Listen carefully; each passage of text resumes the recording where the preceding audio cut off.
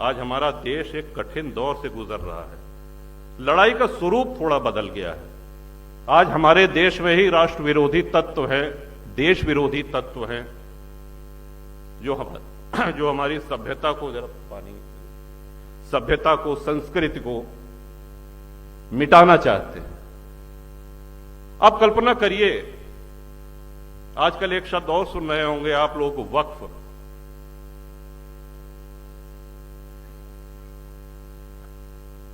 ये धरती पे किसी देश में वक्फ बोर्ड नहीं है, सिर्फ भारत में है। किसी भी इस्लामिक देश में वक्फ बोर्ड नहीं है।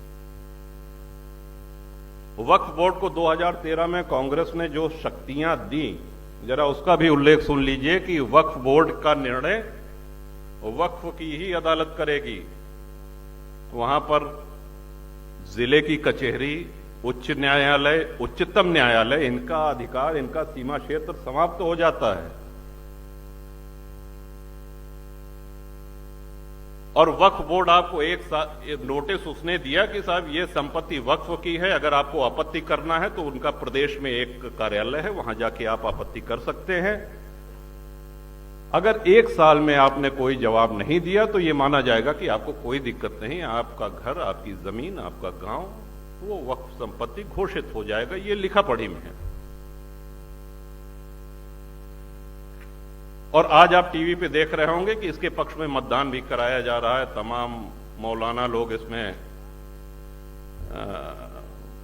मोबाइल के माध्यम से मतदान हो रहा है। इसमें हम सबको मुखर होना चाहिए, क्योंकि राष्ट्र रक्षा का दायित्व तो सिर्फ राजनेताओं का नहीं है। हम कुछ भी रखें, हम घर रखते हैं, अपने घर में हम सफाई करते हैं, उसकी रंगाई पुताई करते हैं, हम गौ पालन करते हैं तो उसको, गौ माता को भी चारा पानी देते हैं, यहां तक कि वाहन भी रखते हैं तो उसमें सर्विसिंग होती है, तेल पानी भराना पड़ता है, उसकी देखरेख करनी पड़ती है। आज हमारे नेता अगर ये कठिन निर्णय ले रहे हैं तो उनको प्रोत्साहित करने की आप सबको आवश्यकता है, हम सब लोगों को आवश्यकता है। ये राष्ट्र हित,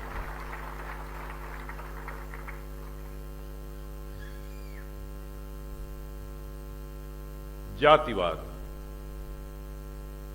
आज हम जितने क्षत्रिय महानुभावों को, अपने पूर्वजों को जो स्मरण करते हैं, उन्होंने अपने लिए लड़ाइयां नहीं लड़ी, उन्होंने अपनी धन संपदा, अपना खजाना भरने के लिए लड़ाइयां नहीं लड़ी।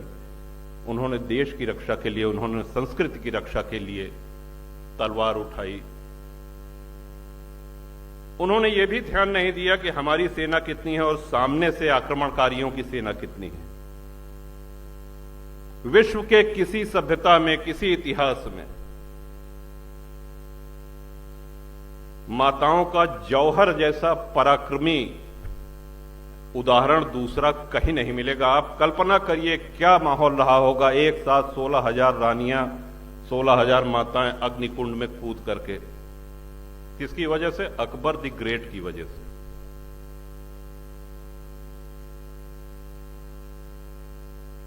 और आज शिक्षा हमको और सुलभ हो गई है। आज ये सब सारी जानकारियां हमको नेट पे उपलब्ध हैं। हमको मुखर होने की आवश्यकता है।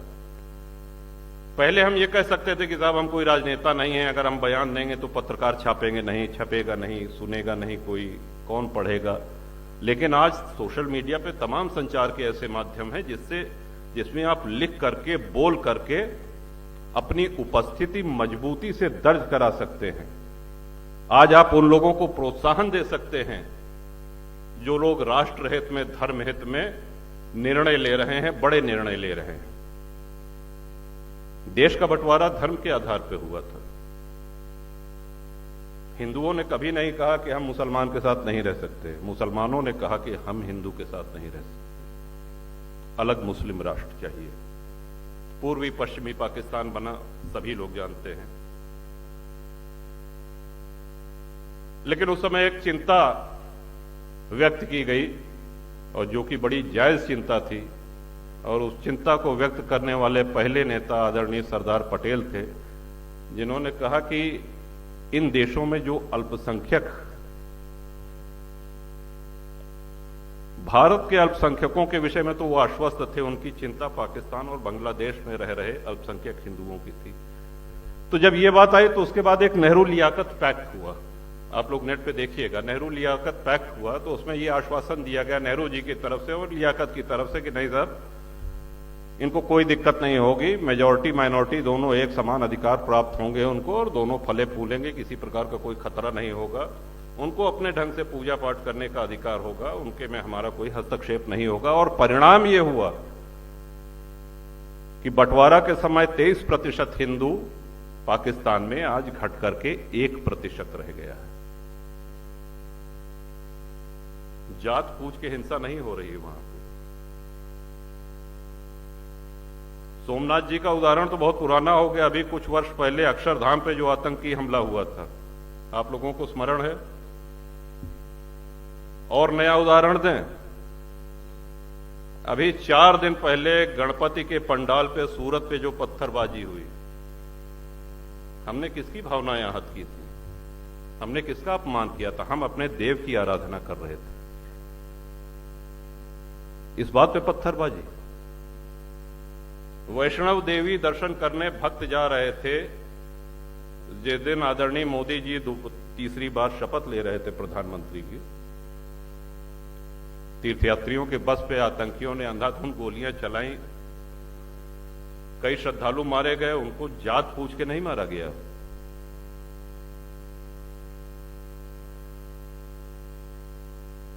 उनके लिए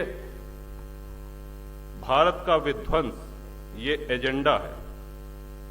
और हमारा एक निवेदन, हमारी एक बात बिल्कुल समझ लीजिए कि हमसे ज्यादा सेक्युलर कोई हो ही नहीं सकता।